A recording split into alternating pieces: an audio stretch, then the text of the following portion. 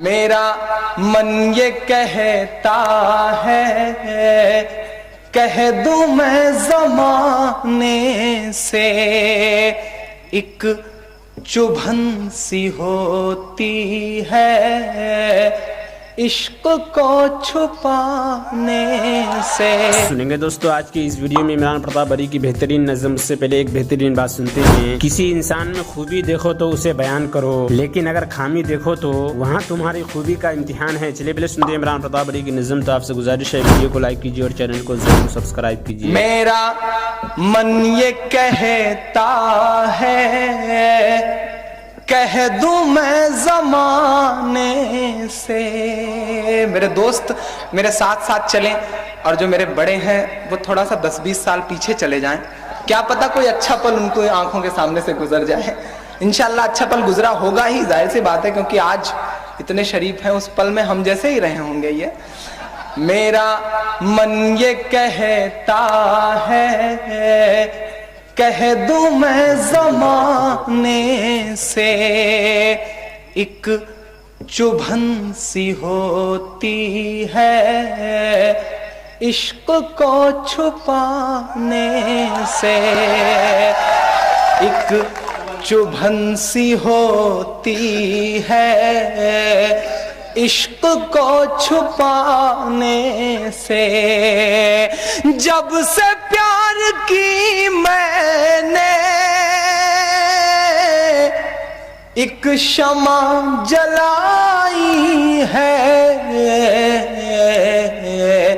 جب سے پیار کی میں نے ایک شمع جلائی ہے،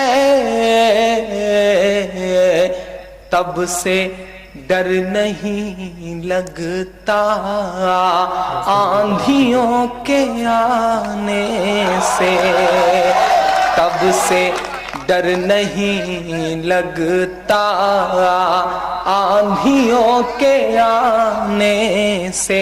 4 پنکتیاں رکھتا ہوں، ہندی میرا سبجیکٹ ہے، یہاں کئی ہندی کے بڑے بڑے ودوان بیٹھے ہوئے ہیں۔ 4 پنکتیاں رکھتا ہوں، کچھ اچھا ہو گیا ہو تو مجھے آپ کا ساتھ ملے۔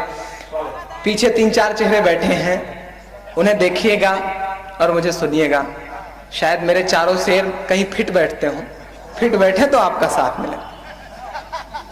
کہ پت جھڑوں کے موسم میں بھی بسنت ہو جائے، وہ پیار جو کبھی عبادت تھا، وہ محبت جو کبھی پوجا تھی، اسے آج کے گیتکاروں نے عشق کمینہ اور نکما کیا، اس دل نے تکلا دیا ہے۔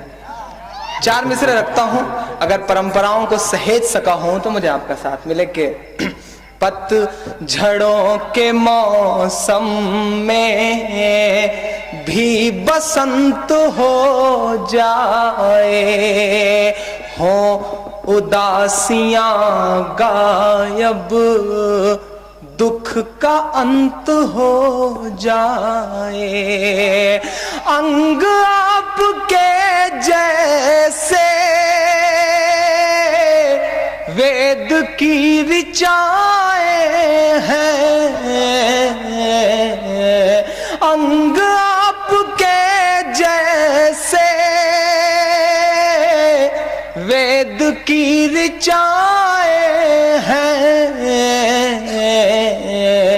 جو بھی غور سے پڑھ لے وہی سنت ہو جائے، جو بھی غور سے پڑھ لے وہی سنت ہو جائے۔ اور 4 مصرے اپنے کام کا رکھتا ہوں، اپنے من کی بات رکھتا ہوں۔ یہ 4 مصرے پڑھنے کے لیے میں اب تک سارا ڈرامہ کر رہا تھا، سارا ماحول بنا رہا تھا، کیونکہ اب عمر کے ایسے اسٹیج پہ ہوں کہ ان 4 مصروں کی ضرورت محسوس ہوتی ہے۔ سنیے اور آپ لوگ کچھ جواڑ کریے۔ کہ ان رگوں میں بہتی ہو सच में तुम लहू बन कर। बिल्कुल नई दोस्तों, बात। नज़म सुनने के बाद आप अपनी राय में क्या करना चाहते हैं वो नीचे कमेंट बॉक्स में ज़रूर बताएं। ये दोस्तों मुंतखब हदीस किताब से कुछ अहादीसें सुनते हैं। हज़रत अनस बिन मालिक रज़ी अल्लाह अन्हु रिवायत करते हैं कि रसूलुल्लाह सल्लल्लाहु अलैहि वसल्लम ने इरशाद फरमाया, बंदा जब तक अपनी कब्र में रख दिया जाता है और उसके साथी यानी उसके जनाजे के साथ आने वाले वापस चल देते हैं और अभी वो इतने करीब होते हैं कि इनकी जूतियों की आवाज़ वो सुन रहा होता है, इतने में उसके पास दो फरिश्ते आते हैं, वो उसको बिठाते हैं, फिर उससे पूछते हैं तुम इस शख्स मोहम्मद सल्लल्लाहु अलैहि वसल्लम के बारे में क्या कहते थे। जो मोमिन होता है वो कहता है कि मैं गवाही देता हूँ कि वो अल्लाह ताला के बंदे और उसके रसूल हैं। ये जवाब सुनकर उससे कहा जाता है कि तुम्हारी ईमान ना लाने की वजह से दोज़ख में जो तुम्हारी जगह होती उसको देख लो, अब अल्लाह ताला ने इसके बदले तुम्हें जन्नत में जगह दी है। दोज़ख और जन्नत के दोनों मकाम इसके सामने कर दिए जाते हैं, चुनांचे वो दोनों को एक साथ देखता है। और जो मुनाफिक का और काफिर होता है तो इसी तरह मरने के बाद इससे भी रसूलुल्लाह सल्लल्लाहु अलैहि वसल्लम के बारे में पूछा जाता है कि इस शख्स के बारे में तुम क्या कहते थे। वो मोमिन और काफिर कहता है मैं उनके बारे में तो खुद तो कुछ जानता नहीं, दूसरे लोग जो कहा करते थे वही मैं भी कहा करता था। इसके इस जवाब पर इससे कहा जाता है कि तूने न तो खुद जाना और न ही जानने वालों की पैरवी की।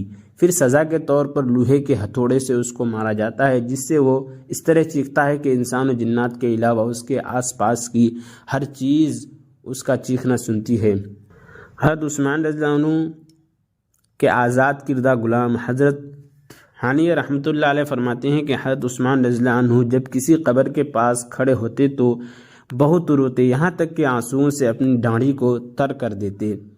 इनसे अर्ज़ किया गया ये क्या बात है कि आप जन्नत व दोज़ख के तज़किरा पर नहीं रोते और कब्र को देखकर इस कदर रोते हैं। आपने फरमाया कि रसूलुल्लाह सल्लल्लाहु अलैहि वसल्लम ने इरशाद फरमाया, कब्र आखिरत की मंजिलों में से पहली मंजिल है, अगर बंदा इस से नजात पा गया तो आगे की मंजिलें इससे ज़्यादा आसान हैं, और अगर इस मंजिल से नजात न पा सका तो बाद की मंजिलें इससे ज़्यादा सख्त है। नीज़ रसूलुल्लाह सल्लल्लाहु अलैहि वसल्लम ने इरशाद फरमाया, कोई मंजर कब्र के मंजर से ज़्यादा खौफनाक नहीं देखा।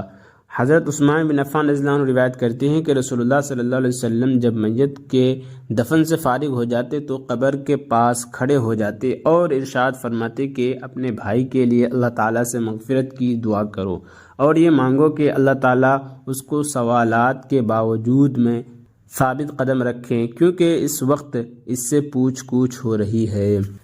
हज़रत अबू हुरैरा रज़ियल्लाहु अन्हु रिवायत करते हैं कि रसूलुल्लाह सल्लल्लाहु अलैहि वसल्लम ने इरशाद फरमाया, ताकतवर मोमिन कमज़ोर मोमिन से बेहतर और अल्लाह ताला को ज़्यादा महबूब है, और यूँ हर मोमिन में भलाई है। याद रखो जो चीज़ तुमको नफ़ा दे इसकी हिर्स करो और इसमें से अल्लाह ताला की ज़ात से मदद तलब किया करो और हिम्मत ना हारो।